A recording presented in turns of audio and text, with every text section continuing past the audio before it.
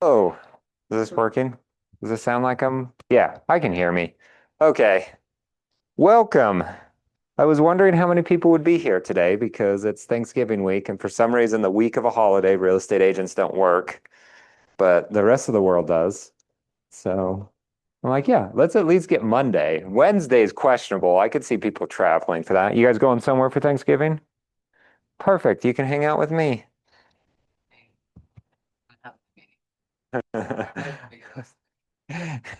But people are like asking me, they're like, "Oh, you going out of town?" I'm like, "I live in Riverton. Is Harriman out of town?"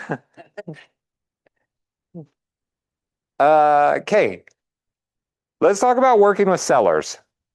So before I start, I wanted to like recap like the timeline. So you get a lead, you convert that lead, you go on an appointment with that person, you have your listing consultation. How was that with Clay? Did you guys come on Friday? Yeah, I mean, it was kind of all over the place. Yeah, it was kind of off topic a lot until like the end. Freaking Clay. He was talking about how you get The bird. well, the bird, like looking for Oh money. yeah. Then he talked about using your money to buy a house through your commission. The damn. Oh yeah, you should 100% do that. And then, I mean, he was just like, then you buy another one, then you do this, and you buy another one, and then you. Yeah. Oh, Clay. Clay, Clay, Clay. Trying to get into that. This is an MLM. So when you do an organized listing presentation and get them to sign the exclusive right to sell, that's what point we're at right now. So then after that, we'll talk about getting the home on the market, getting it listed, getting it marketed, getting it sold. And then you kind of, in that, you have negotiations, which we'll talk about, and the under contract process, which is why we hired Brittany and we pay her the big bucks to help us with that. Um, but so I wanted to kind of talk about getting the home on the market. So there's a few things that kind of don't match in real estate. So number one is when you go into someone's house, they are not ready to list their house. Like you'll walk through and you'll be like, ugh, this is gross. Or, ooh, you need to like paint or touch up or all of these things. You're going to leave them with like this honeydew list of things to do. At the same time, you want to get a listing agreement signed. Do you guys know what it says in the listing agreement, how long you have to put it on the market? Probably. I don't know what it says. It's really fast. It's faster than them actually doing the work, you getting photos and putting them up sign and going live on the market.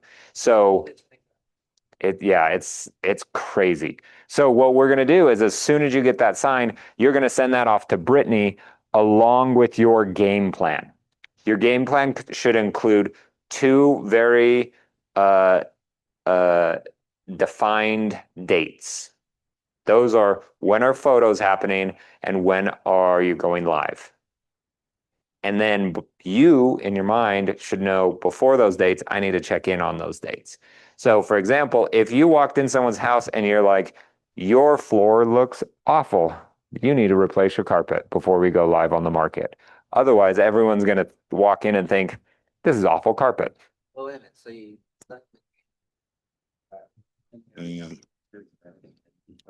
Nope. So you're going to do the pictures after you get the signed agreement.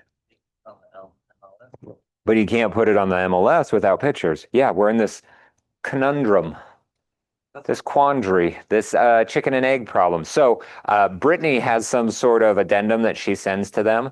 There's two different ways we can do it. She can either send an addendum to the exclusive right to sell that says something like, we are not actually going to go on the market right now. We are waiting till such a such date or until we have the photos and everything. And at that point, we're going to begin marketing and go live and go on the MLS. Uh, I don't know if that's the one she uses, but that's a great one. Yep, and she'll send that to the sellers. The other one, it's called an MLS exclusion form that says, I don't actually even need to market this on the MLS if I don't want to. And so then that gives us unlimited amount of time because it doesn't matter because we don't have to put it on the MLS. So either one of those will work. I don't know which one she's using because I've seen her use both of them in the past. So maybe Dean has an opinion right now, and so he's having her use one or the other. I'm not sure. But so we at least need to know, when are we going to go live? If we know just that number, that date, it's not a number, then we can kind of figure out everything before that. Right? Usually photos take a day or so to get back, and then Brittany needs to put them up on the MLS. And then from there, it can actually go live. So it's kind of this weird gap. What do you just have them sign?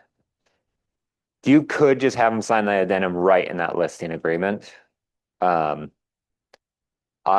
is actually a handful of documents that you need to get signed that I don't get signed.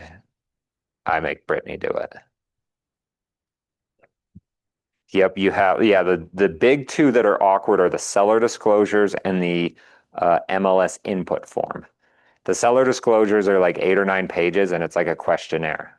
Like, how long have you lived in the house? Have you ever rented part of the house? Have you ever done this? Like, when was the roof replaced? And like some of these things, they're going to be like, we did the roof, but when? And you want these accurate. Like, the better off they can be, the better. So I always have Brittany do that later. Do that with them, so like Brittany will send it and then do we meet back with them? Or do we Nope, go back? I have them do it all on their own because I don't want to influence it. Like if they're like, well, we have this leaky pipe that we're going to fix, I don't want to be like, we'll put that in in this disclosure. I want them to put everything. So I'm like, well, the seller said this, so that must be how it is. I don't have any other knowledge besides what you are seeing. And so then I can't get in trouble. Like if they have a leaky pipe that they know about, that the whole neighborhood knows about, and then they don't disclose that to the buyers, and then the buyers find out, and the whole neighborhood like, yeah, we all knew about that. The seller should have told you. And then the buyers sue the sellers, and then I get wrapped in just because I'm a real estate agent, and I can be like, I don't even know what pipe you're talking about. I was never informed of this. We didn't have a conversation. The MLS, they throw that out. So, like the description. Yeah, the MLS input form is my least favorite thing that we do as real estate agents because it makes no sense. And I will show you why here in a minute on the MLS. It is the dumbest process. Dean was on the board of the MLS for a while, and I was like, Dean, change this. This is stupid. And he didn't. I don't know if he tried or if he couldn't actually get people to do it, or they think, oh, this is just the best way. It's not the best way. There's better ways. And I'll show you what I mean. But we have to do it, so there's some ways that you can make it a little bit easier. But so you at least need the exclusive right to sell signed. That can trigger everything else, and Brittany can help you with all this paperwork. Or if you're like Lee Stern, which neither of you guys were here when she came in over the summer, but she has a listing packet that she comes with. And her listing packet is like her listing presentation, her exclusive right to sell, an addendum to the exclusive right to sell that says we're not going to go active until a later date, the MLS input, the seller disclosures forms, the wire, the blah, blah, blah, blah, blah, all the documents that you need. She brings them all. She gets them all signed on day one. I think that's excessive. It's like, hey, we just met. I'm going to tell you how awesome I am. I'm going to tell you how I'm going to sell your house. Let's sell your house. Okay, let's sit down for the next 25 minutes and fill out paperwork. Like, I don't like that. I like a sign here and put me to work kind of a agreement. But that's up to you and figuring out what works for you. This works for her because it's like part of her listing presentation is explaining the documents, which she sees as a big positive, which I say, no one cares about the paperwork. They care about the marketing. She's sold way more houses and been doing it for 50 years. So maybe she's right. Who knows? So, okay. So you're going to leave the appointment. Soon as you leave the appointment, you jump and do a little heel click. I was going to do it, and then I thought, no, I'm going to hurt myself. You celebrate, you call someone to be like, I did it. I got the listing agreement signed. And then Brittany has a form for you to fill out that says, I got a listing.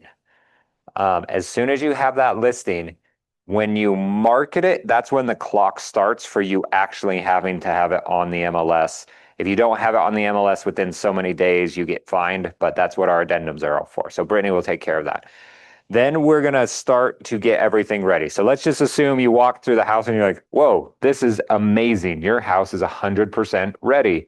Let's go on the market this week. And they're like, can we do that faster? And you're like, okay.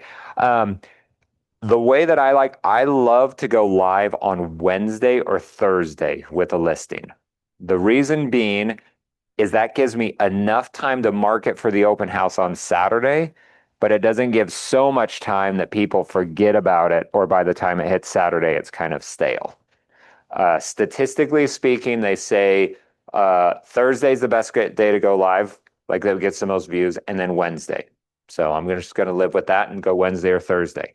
So even if someone's like, if I met them today and they're like, let's go to live tomorrow, like here, I even have professional photos that you can use. I'll be like, let's go live on Wednesday or Thursday.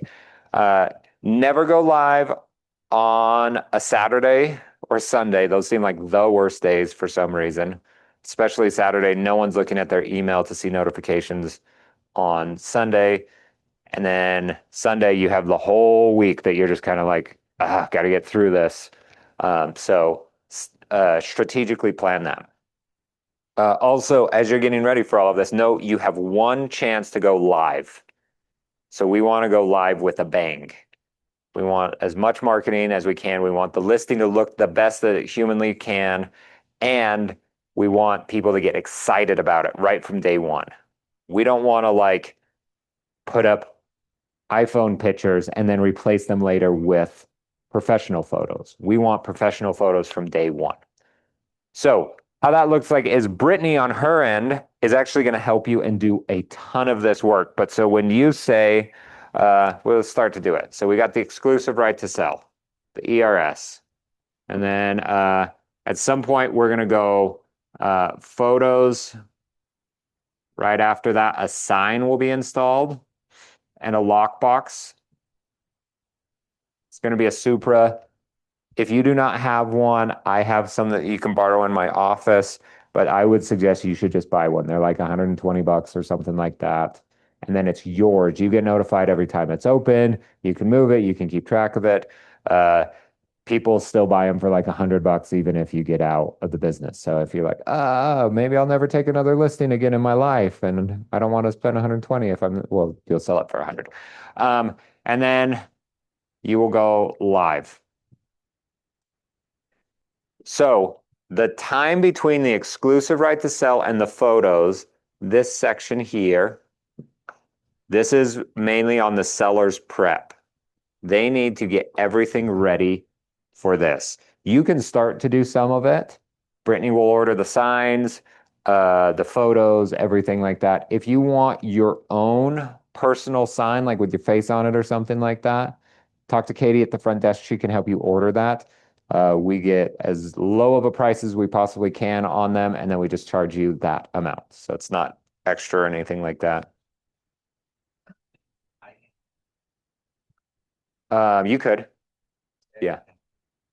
If you already have signs and stuff, yeah, you're fine with that. Yeah, otherwise, the sign company will install a generic sign that we have. So if you're like, I don't want a sign, I don't know, it just says Keller Williams Westfield, call this phone number. The phone number is the front desk. If they say they find a listing, then somehow AI forwards it to you. I don't know how our front desk phone system works, but it is AI. So it's mainly seller prep as we get going. You can do a little bit of prep, right? You can get ready for your open house with flyers. You can do some of the stuff we'll talk about in a minute. And then we are going to go live on the market. Let me show you how that actually looks, but Brittany will do all of this for you. So let's see. Hold on, get rid of this. So in the MLS, let's do a new tab. You have this My Listings, and you can create a new listing. Blah, blah, blah, blah. You have a new listing. We're gonna actually, my listing inventory. My listing side.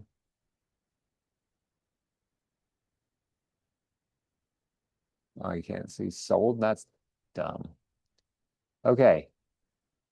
We're gonna do a random one. So how it will work is Brittany will find your old one. She'll go create a new listing, and then we're gonna base it off the last MLS. It's not too pretty. Oh, yeah. And then, That's a pretty autumn. yep. We're just gonna name this test because the other one isn't. Yep, she will do all of this for you. Yeah. For transaction, if they take half, but that's in her. Yeah, price. we pay her to do this. Yeah. Now, after that, it's whatever you take. Yep, yep. And I would suggest doing this because it's a dumb process. So when you start the listing here, if you start on an MLS, it will start and build all of this for you. You'll notice that it pulled in the address here. And so you're just going through and double checking. Now, here's where things are stupid, is you have to, print PDF. This is the document that you need to get your sellers to sign. This is the MLS input form. This is how it looks. And it is this many pages long and this ugly. You put all this stuff in. You can do it either before or after. What would you? I always do it after because then it's all filled out and the sellers just sign it. To be honest, I've had them sign blank ones. Oh, I shouldn't say that. I'm recorded.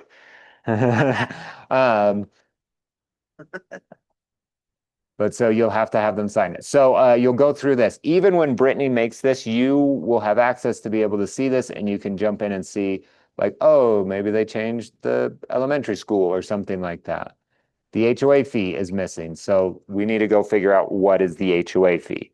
There's two ways to do this. Number one, you ask the sellers. Number two, you go and try to find the neighbor and see what they did when they were last listed and fill that out. And then, so I don't know, 115, we're making up numbers here every month. And so you'll notice now we have less required fields. We also have some errors and some warnings, so it's really nice. So then we're going to go through and say like, okay, who's the contact? What's their phone number? What does this include? The more that you can fill out, the better. Because imagine someone's like, I love the idea of having a pet. I don't have a pet, but I want to have a pet. Well, if you are in an HOA and the agent was like, well, let's just look for HOAs that pets are permitted. If you didn't click that button, you won't show up. So I mean, that's a very small detail for this one, but every once in a while, agents will miss very big deals. Like one of them is, where is the master bedroom located on the main level? Some people require master on the main, like think of like older people that don't want to go upstairs, or someone that's like, I'm getting older and I know in the future I won't want to go upstairs, or screw stairs. Why would I ever want to do that? I'm young, I'm healthy, I don't want to do stairs anyway.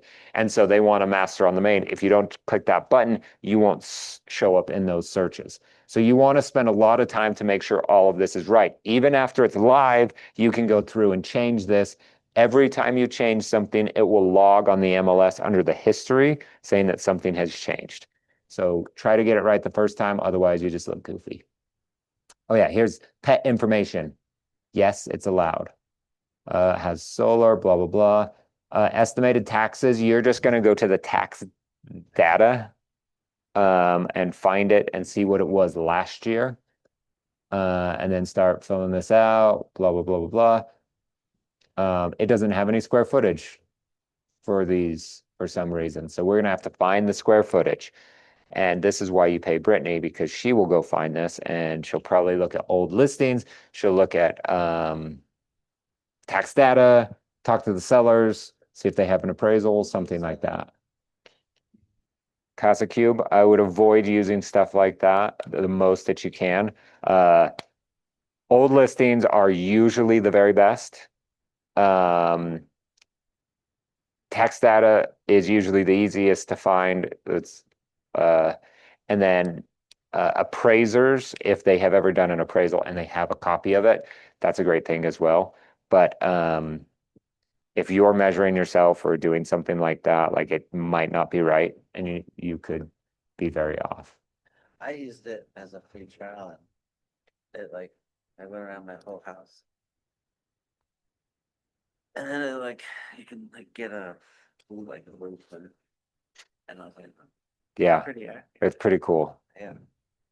Maybe not So- square footage wise, but like picture wise. Yeah, picture wise, yeah. It's usually pretty close square footage wise, but you don't want to base that off of it. Again, we don't want to be liable for anything, so we're just always going to blame other people. Oh, the last MLS had it wrong, the appraisal had it wrong, the county records had it wrong, something like that. It wasn't like, oh, I did the math and I was wrong, or I used this app and I was wrong. But don't you put like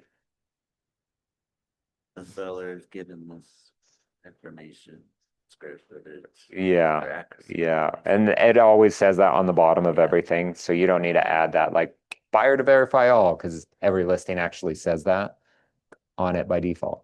Okay, I wanted to call out two things here because this could get you in trouble. The effective date of the listing agreement. By the way, I just clicked on this little question mark here, and it says the effective date is the listing agreement means and refers to the date that the listing agreement between the seller and listing agent went into an effect. So if I went on a listing appointment today and got an agreement signed, when is the effective? Today. Today. What if we go on the market next week because we want to wait till after Thanksgiving and not go live on Thanksgiving? When's the effective date? Today. So now we need to do that. If you list after whatever the agreement says what it needs to be on the MLS, which I know if you mark it, you have 24 hours, but it might be 48 hours. It's real quick. The MLS will say, hey, it looks like you have this effective date that's wrong. Like you didn't list it fast enough, you're fined $150. But if Brittany has her document signed, then she can send that over and be like, oh no, we got this signed and they were okay with that. And so the other cheat here is just put whatever day you're going to go live on. Expiration date, this is when your listing will expire. So again, Brittany's going to do all of this, and you need to double check that it is all correct. When this is correct, usually it will be signed.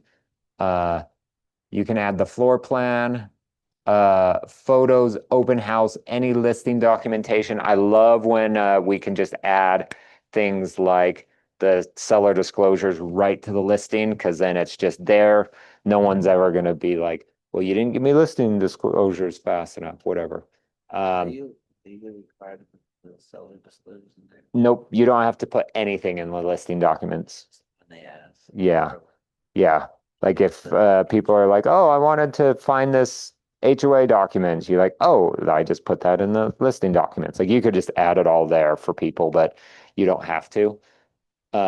If you tend to get calls multiple times about something, that's where I'm like, okay, I'm putting it on the MLS. So then when someone calls me again, I'm like, as per the MLS, which everyone knows is code for pay attention in a nice way. Showings, this is when you'll just add it to align showings. And so make sure your align showing is set up. Data distribution, this is where you're going to distribute it out, which should be everywhere, and then you're going to verify and publish. Once it is live, I would send that to the sellers, double check that it's right, make any changes, and all of that. Make sure you do great public remarks, because this is what everyone will read. Be very detailed in any information you want to tell sellers, or I mean agents on that. Any exclusion remarks, or if it's a weird address. Right? So this could take you hours and hours, but Brittany will do that for you. I need to be good with words. Yeah, This house is so beautiful. yeah. Great news in the back. Don't just copy and paste from ChatGPT. Yeah. Maybe like 90% ChatGPT. I feel like that's so easy to tell. Yeah, for sure. Yeah. Well, so here's how it goes. I don't know if you guys have ever like looked at buying a house before you were agents, or even watched other people buy a house. But when they're very interested in a house, well, so first thing, everyone's gonna like make sure it matches their criteria, right? Bedrooms, bathrooms, whatever. Like those things match, they'll click into the listing, and then they're gonna start looking at all of the photos. If they're like, this seems awesome, and they run out of photos, the next thing they're going to do is they're going to start reading about it. And that is going to tell them all of the information they think that they should know. Realistically, I used to write these without seeing houses based off of the photos. If you just have ChatGPT write it, it's probably not going to be very good. So if you can add any little details in there that someone like that love the photos that just want a little extra, like they're going to love stuff like that. So they're there. Okay. So we got this all good. Your sellers prepped everything. You go live and it's Thursday. And we hit the publish button because there's literally a button that says publish. Let's talk about what you do after that because that's where your real job starts. Brittany kind of is like, okay, I did my job. Good luck. Sell the house. See you when it's under contract. And you guys take 100% ownership of it right now. Your goal, you have two big goals when you take a listing. Big goal number one is to sell that house for the most amount of money in the time frame, blah, blah, blah, keep the sellers happy, right? That one's the obvious one. Number two is you want to get enough leads that you don't have to go find more business because the business is coming to you. Because you literally have this billboard up in front of the house saying, I'm selling this house. You have marketing going out trying to get people. And so we want to capitalize on that portion. So once you go live, this is when your job starts. A few things that you need to 100% make sure happen every single time. Number one, you need to talk to the sellers way more than you expect to. So if you have gone 7 days and you have not had a conversation with the sellers, you are messing up. So years ago, NAR would do this questionnaire, the survey, that's the word I was looking for, and asked all of the sellers, like, hey, you fired your agent, why was it? And for years and years, the number one reason why people didn't like their agent or that they fired them or the thing that they weren't happy with after they closed was always the same. It was communication. The listing agent did not communicate with me enough. They didn't give me enough updates. They didn't tell me what was going on. They didn't tell me that they were doing their job. Nothing like that. And that kind of stopped in like 2020. Do you know the difference between 2020 and before then? Houses sold for really, really, really fast. So they didn't have to get updates because they're like, we can't even be home. There's 20 showings tonight and it's a Wednesday.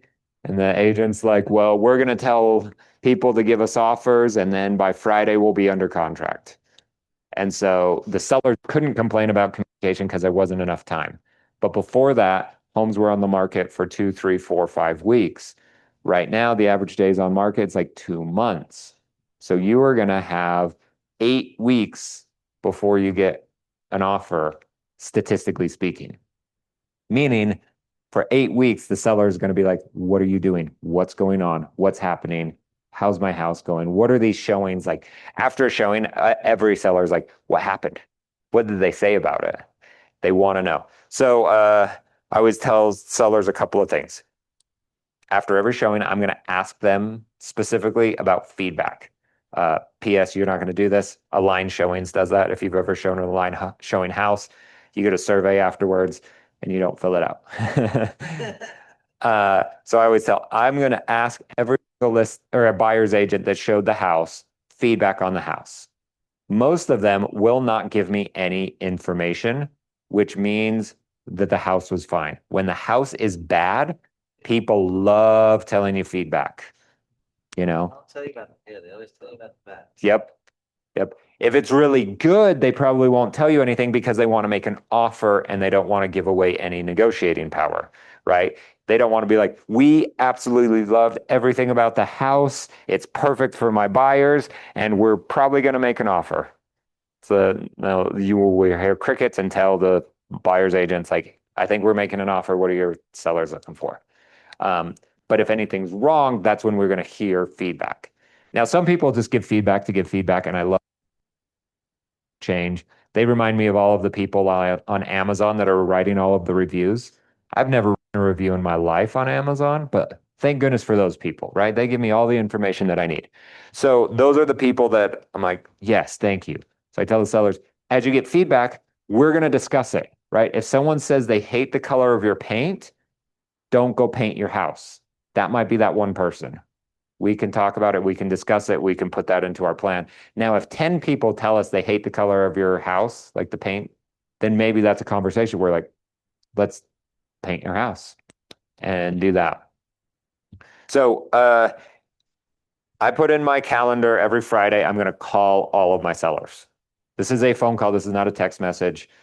This is a phone call. Unless they specifically say, stop calling me and just text me, then I will text them. When there is nothing going on, like let's pretend there's a week where you had no showings, the call is very similar. Hey, we had a quiet week with showings. How do you feel like everything is happening? I always ask them how they feel like everything's happening. I'll give you a story about this. One of my parents' friends that like I'm quasi friends with, I don't know. They're not good enough friends that I would claim them my friends, but like they know who I am. I know who they are. I know their kids. Like I ran into one of their kids the other day and she like, hey, and ran up and gave me a hug. Like we were old friends. I hadn't seen her since she was like 14. She's in college now. Like, I'm like, I don't know how you know who I am. But so we're basically friends. She's like, hey, I hired my friend that got into the business. She's brand new and I feel like she's doing a bad job. I'm like, well, does she still have your house on the market? She said, yes. I said, okay, well, I can't really help you, but I'm a helpful person, so I could help her. Uh, and if you want, have her reach out to me and I can give her any advice. And she's like, yeah, well, I just need someone to listen and like see if this is strange. She's like, we live like 4 houses away from a parade of homes home. And there's no like signage anywhere close saying that our house is for sale because all they'd have to do is turn down one little street and then they can see our house. And we have a great house and it's blah, blah, blah. And we're not getting any showings and all of this stuff. And I listened to her complain for like 10 minutes. And I was like, this is so funny because if this agent would have called her and been like, hey, how do you feel like everything's going? She would have been like, I feel like we're missing some signage to get all of the parade of homes people in. And I'd be like, oh, let me just go buy one sign at UCAR, stick it in someone's yard, and then she would have been so happy that they were doing all of this stuff. It was literally like the easiest solve ever. Like, I don't know how much those signs cost, like $4 or something to put in someone's yard. And then been like, we're trying to drive traffic from the parade of homes to your house.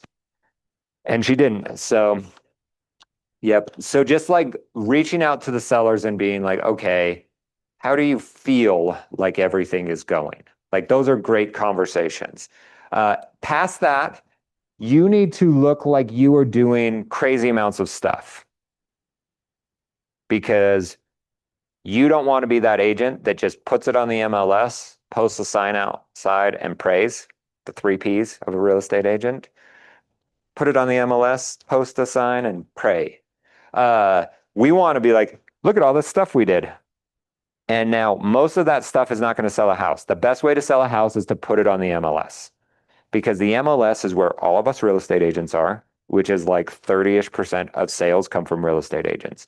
50% of sales come from being online, which the MLS syndicates to every single website. Your KW website has listings because it's syndicated with the MLS. Zillow, Realtor.com, Homes.com, Trulia, you name it. If it has houses, it's because the MLS syndicated it out. And that is why it is seen there. So just by being on the MLS, we get something like 80% of people will find it because of that.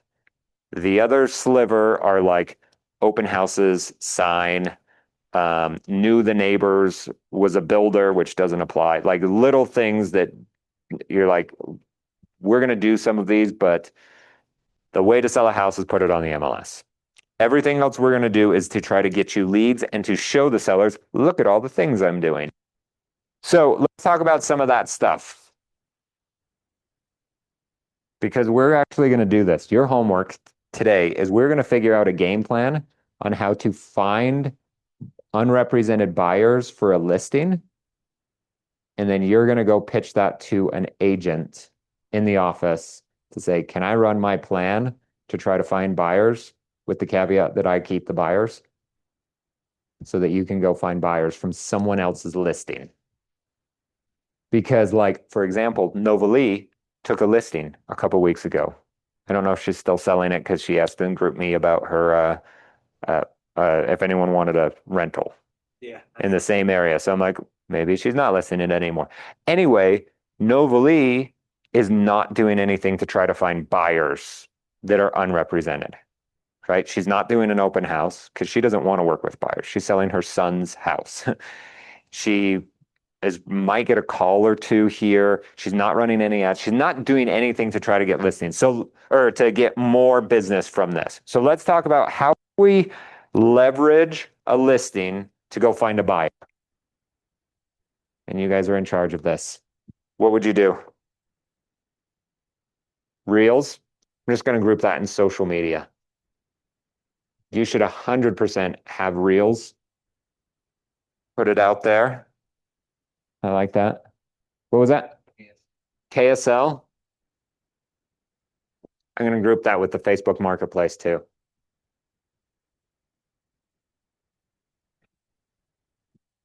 What else? Flyers. Love it. We're going to put door knocking. That doesn't stand for Donkey Kong. I know you were thinking it, Chris. DK is door knocking. What else? Any other good ideas? Oh, let's see. Good. I was going to say that's the easy one, right?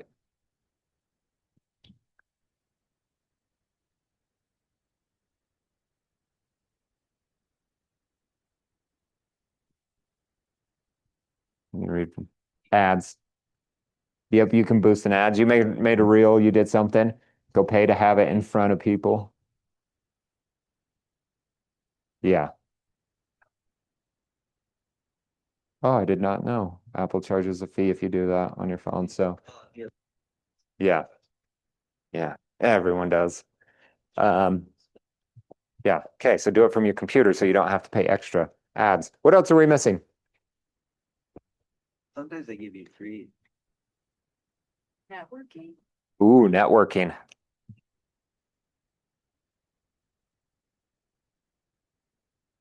Obviously. No, there's Yep. there.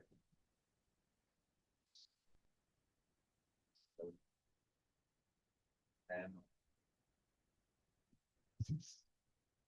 Sellers shared resources. That's what that says.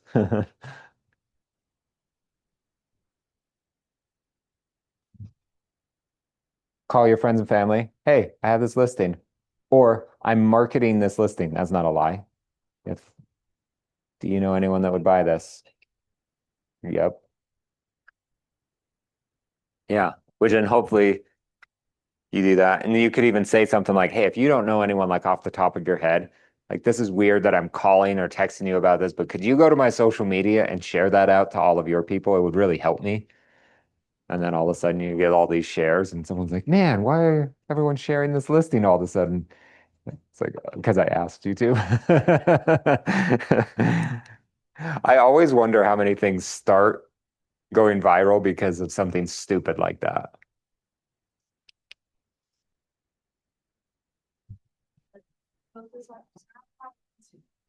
Everything and then I'll probably get views before. That's how I think they go viral. It's like the whole 6-7 thing. That was just like a group of kids that you don't know about 6-7? Oh, 6-7. oh yeah. That's a thing. Yeah, but I'm pretty sure it all started because there was like a bunch of kids that were like, let's just start saying 6-7, and they kept telling all their friends, like, let's just do it. Like, that's funny. Like, you know that thing that someone said 6-7, which supposedly is out there that I've never seen. Let's just. I love to sneak it into my kids whenever they're not expecting it. They think it's so funny.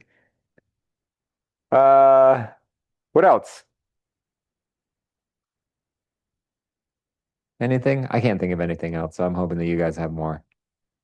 There's probably more out there, right? You could get creative, go to ChatGPT, go to, yeah, Billboard. Like you could go crazy with a lot of this stuff. So what we could do is we could take this and formulate it into a more cohesive plan, really for two reasons. Number one is how awesome does it show a seller if you're like, I don't know what other agents are doing because I don't concern myself with them, but this is my game plan. And you literally list it out of like what you're going to be doing on a day to day with it. Like you're going to win listing presentations if you're ever in competition, which is actually not as common as you would think. The other thing that you'll see with something like this is you can then go take this to any agent, like Novalee, if she's listing her son's home, and you're like, hey, Novalee, like, I know you want to sell your house. I feel like you're probably not marketing it enough. Like it's on the MLS, you're probably going to get some good things. I have this game plan, and here's what I'm going to go do for this. Would you be okay if I ran this game plan? Or when someone's like, hey, who wants to do an open house on my listing? And you're like, oh, I'll do it. And they're like, cool. And then you message them and say, hey, besides doing the open house, I actually run this whole 18-point marketing plan. I don't know, make up however you make it sound awesome. Can I run that whole thing on your listing? And you know what 90% of the real estate agents in this brokerage will say? Yep, that sounds amazing. How can you do that? There was even an agent who did something like this, brand new agent, and she would go approach other agents and say, this is my marketing plan. Can I run this on your listing? And she had someone say, how much does it cost? And so she had an agent that was like, can I pay you to run this marketing plan for you to go get buyers? And yeah. Yeah, she's like, is this something? Could I go scale this? And I was like, well, maybe, but why don't you just go get buyers? Because you'll make way more money if you can get buyers than trying to convince a whole bunch of agents. The only reason no, the only reason an agent would say no to any of this is if they feel like they already have it covered. You know, like if you go approach someone on like the Wild team or the Red Sign team, they already have admin that are doing most of this. They don't do an open house, they don't do flyers and door knocking, but I know they do social media. I know they do KSL and Facebook. I know well, sometimes they do ads. Networking, depending on how you're doing that, that might be more on you. They do share resources. They tell them to call their SOI. So like some of these things are already happening. So they might be like, nah, I got this covered. And you're like, cool. Well, if you ever want something else or want me to share it, like I'd love to push it out to my followers or manage all of the replies that would come back on Facebook or something like that. Like my one friend, Kate, Rio, she shares other people's vanilla listing. And it'll say like, oh, presented by Kaylee. And then, so then I go to, not the listing agent, but it's not even. Yeah. Yeah, you should get permission as you're sharing things. Most agents don't care. Yeah. So be like, hey, you cool if I share your listing on my Instagram? People are like, cool, yeah. Like if some agent called me and said that, I'd be like, yes. Like unless it was like that mean real estate agent that's in Salt Lake that makes fun of listings.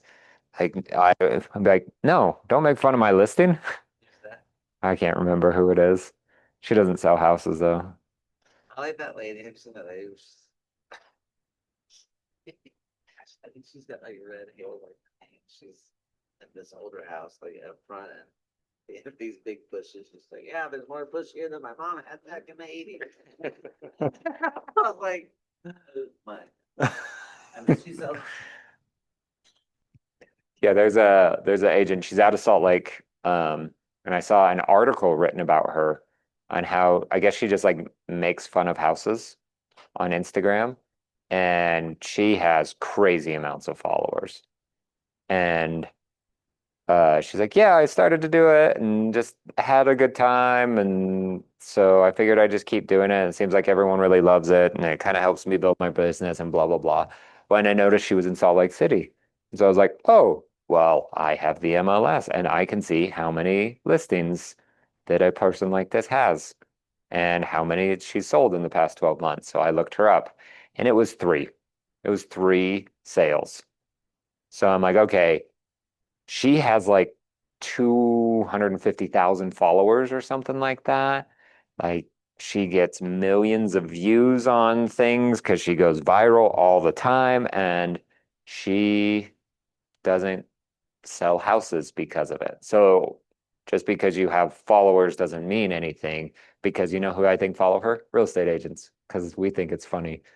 But buyers and sellers don't care for you to make fun of the houses the same.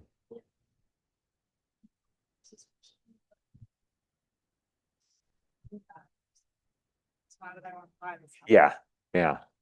So that would be the only person I would say no to, but unless I was doing all of this. So if you can create a plan of how you would market a house and what you would do on top of that, and then you can go present that to people and say, can I go market your house like this?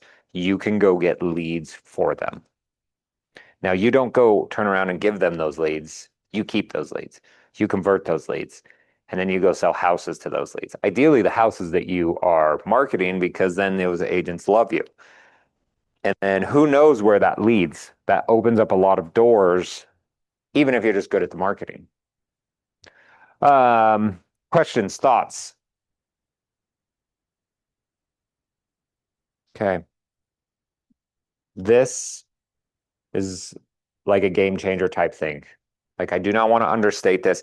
If you have a good marketing plan, you can utilize this with other agents. You can utilize it in your listing presentation to show people what you're doing. You can utilize it in your calls, in your everything. The one thing that I would suggest that you do with all of this is when you create this plan, you give it some sort of a name. So then you seem like you have something exclusive that no one else has. Clay Winder has the See It First program for his buyers. It's See It First. It's an aggressive way to find a good deal on a house. When he breaks it down, it is he's going to look at the MLS every day. Anything that meets your criteria, he'll send it to you. Yeah. And then if you like it, you can go see it the same day. But doesn't that sound like every single real estate agent out there? He just wrapped it in a pretty bow and called it the See It First program. So he can say, I'm an aggressive real estate agent. Well, we can do the same thing. Every real estate agent could go potentially do all of these things. But if you had like my 18-point marketing plan to go sell a house, and then you say to sellers, to buyers, to your sphere, like, hey, this market's been a little rough for some people trying to sell their house. I actually have an 18-point marketing plan that they could run to get the top dollar out of their house. Who do you know that would love to move that just hasn't or couldn't? And talk to them. You go call expireds and be like, hey, I'm sorry you didn't sell. To be honest, I didn't look into the marketing of your house, but they missed some things. I run an 18-point marketing plan. I don't know. I'm using 18 points. We don't have 18 points up here. It just sounds good, I guess. It sounds, yeah.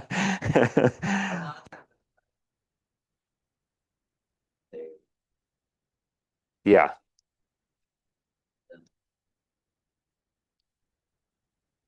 Yeah. If you pay for a service like I know, like Land Voice and Rex, they'll like scrub the MLS to make sure they didn't go active again. But then you go call them and be like, sorry you didn't sell. Do you still want to sell? I run an 18-point marketing plan that I think could get your home sold. And then they're like, oh, really? Well, my agent ran a 27-point marketing plan. No, they're not going to do that. They're going to be like, I think my agent put the home on the market. I saw a sign. We did one open house and then that was it.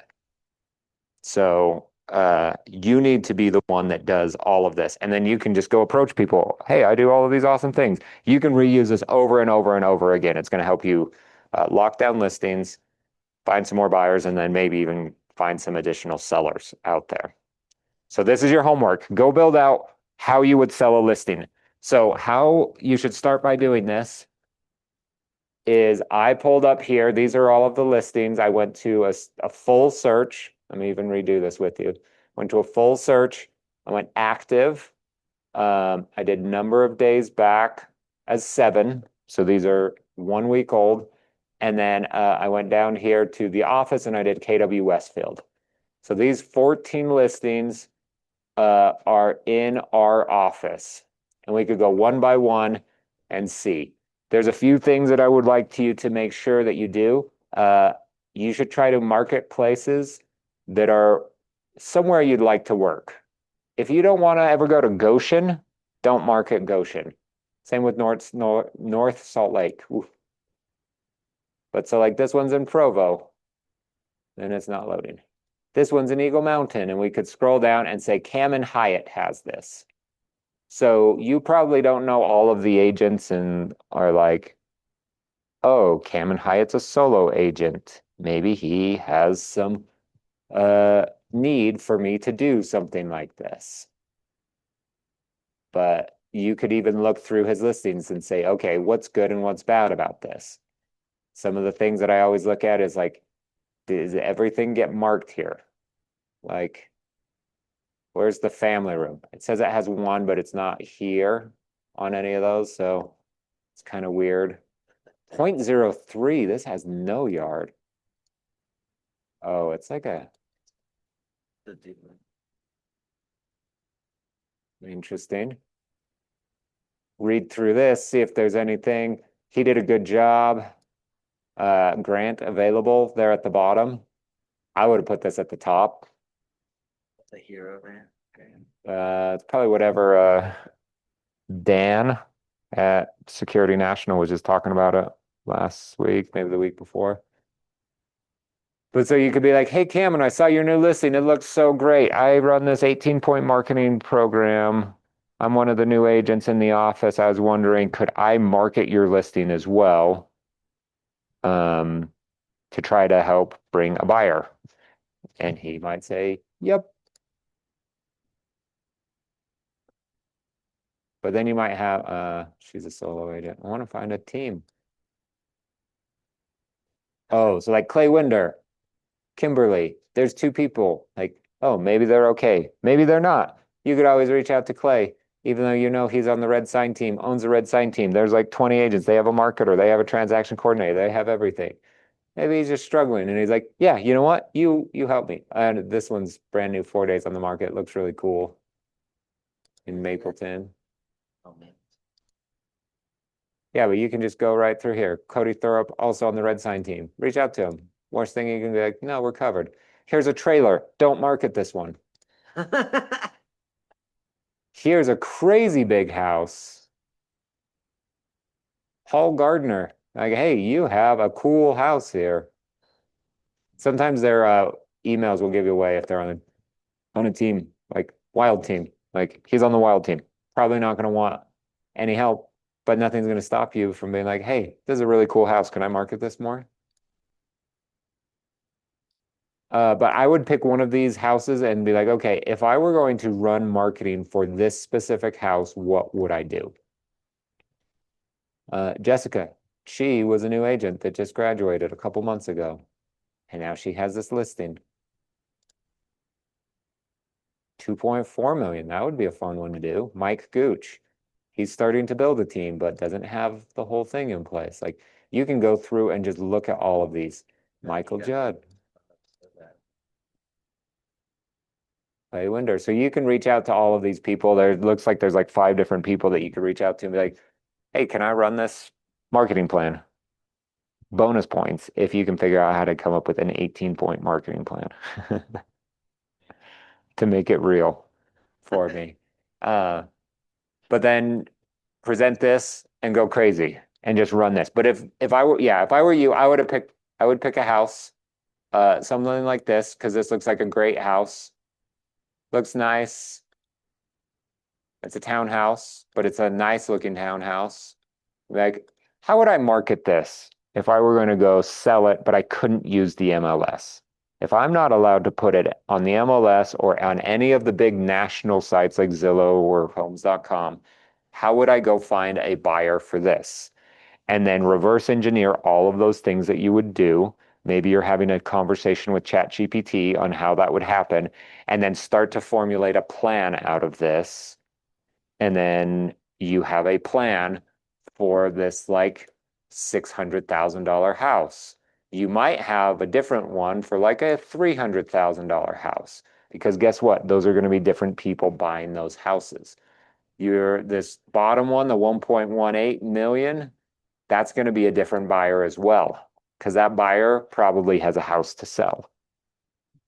But you go sell this $300,000 house, that's probably a first-time home buyer.